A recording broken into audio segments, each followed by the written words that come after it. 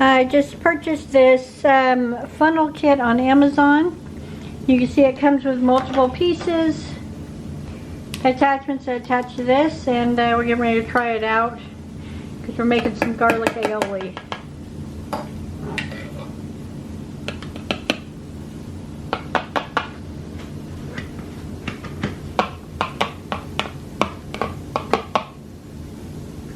Oh yeah, it is coming out the bottom.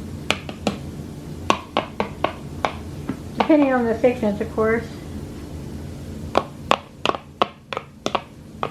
But yeah, it is coming out.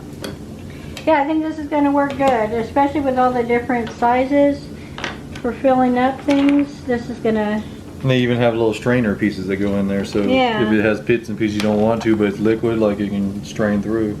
So, that's yeah, cool. I think this is going to be a useful product. I will link it below, and I would recommend it. And if you would use something similar to this or this, maybe let me know what your experience has been. And if not, what do you use for a funnel? Thanks for watching, and we'll see you in the next one.